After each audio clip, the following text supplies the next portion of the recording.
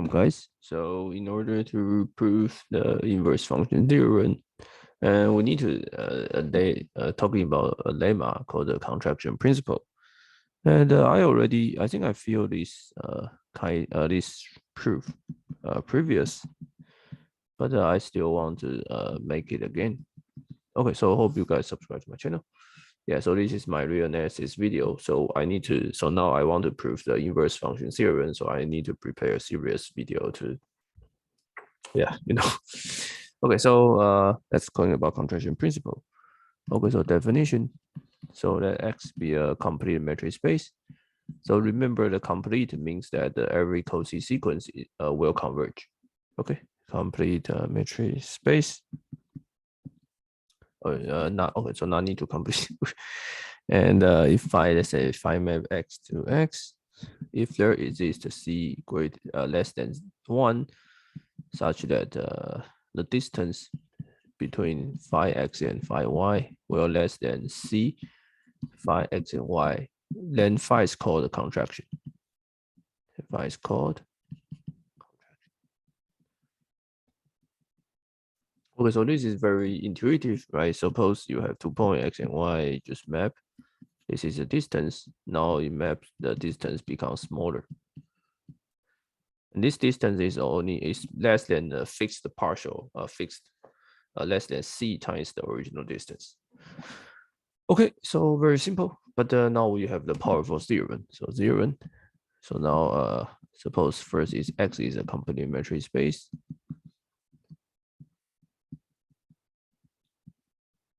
And the second is that phi is contraction on X. Then the theorem says that there exists a unique. There's a unique fixed point. Okay, so what I'm saying is that there exists CB. Let's say there exists X naught belongs to X, such that the 5X naught, which is X naught. Okay, so the first is the existence. The second is the uniqueness. Okay, so let me just quickly prove the uniqueness, right? Uniqueness is simple, right? Because let's say if you have 2 of the fixed point, let's say one is phi X naught is X naught. The second is that let's say phi X naught tilde is X naught tilde. And I want to prove this uniqueness, right?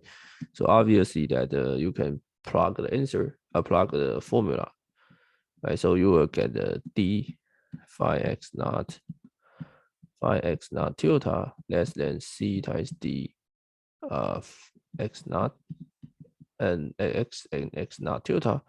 And this guy is the same as this, right? This guy is the D of X naught and X naught tilde, but less than, so D is less than C times D. So the only possibilities is that dx X naught tilde is 0. So which tell you that X must be equal to X naught. Okay, so the uniqueness is trivial, right? So the non-trivial part is the existence. Okay, so that's why we need the completeness. Okay, so the idea is that you need to construct a Cauchy sequence. Okay, so let's say you pick X dot belongs to X arbitrary, right? You pick 1 point, and then you define the Xn plus 1 to be phi of Xn, right? So basically, and you start from 0, 1, 2, okay. Okay, so then and then you have C, right? So let's say we have D, so we can see the dxn xn plus 1 xn is just D phi of xn phi of xn minus 1 will be C times, will be less or equal to C times D xn minus 1. Okay, so we can get a D, then we can just keep going, right? We can keep iterating. So we get D xn plus 1. Let's say xn is less or equal to Cn D x1 x0. Okay, now I want to prove its Cauchy sequence. I want to take 2 points, right? So I take, so I just take compute the dxn and the dxm. So which these guys less or equal to summation of I from n plus 1 to m dx I minus 1, right? Just using the triangular inequality. So for in this case, that's m must n should be greater than n. Okay. Yeah, so this is less than or equal to c n plus c n plus 1 up to c n minus 1 d, right? So use this theorem to pull everything into dx1 x naught. So dx1 x naught. Okay, so this is the what? This is the geometric series. So I just want to, I don't need to compute the exact one. I just need to bound this, right? So I can just bound it by 1 over c, right? I just replace this by, I can just replace this by 1 plus c squared. Okay.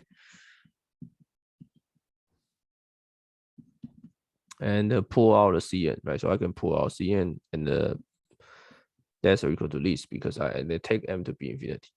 Okay. So now what I prove is that at least dx and xn will less or equal to cn 1 minus n dx1 x naught. And this is a fixed number, right? So that means for epsilon greater than 0, I can find the n which is large enough such that at least cn minus 1 minus c less than such that cn times 1 minus c less than times dx1 x naught less than epsilon, right? Because if n, because c is less than 1, right? So if cn can be arbitrarily small as n very large. So once I have this, that means for every m greater than n, the distance between xn and xm will less than epsilon. So that means xn and from 1 to infinity is Cauchy sequence. Okay, so it's completeness, right? So by due to the completeness, you know that there must exist a converge point, right? So xn x will converge to something that's called it x tilde. Okay, so things is converge, right? So these things will converge, and phi is contraction. Okay, so remember that phi is contraction implies that phi is continuous. Okay, so that means your phi of x is the same as limit n goes to infinity phi of xn. Okay, so which is a limit n goes to infinity x n plus 1, right? And but the xn already converge, right? Because phi xn defined to be xn plus 1, and then xn converges, so limit n goes to infinity xn plus 1 will be just xn, right? So become what is x tilde.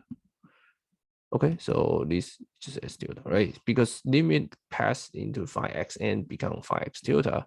This is due to the continuous, and this is just definition. Okay, so this is the proof of contraction principles. And once we have these contraction principles, then we can talk in, and this contraction principle can be used into the proof of the inverse function theorem. See you guys in the next videos.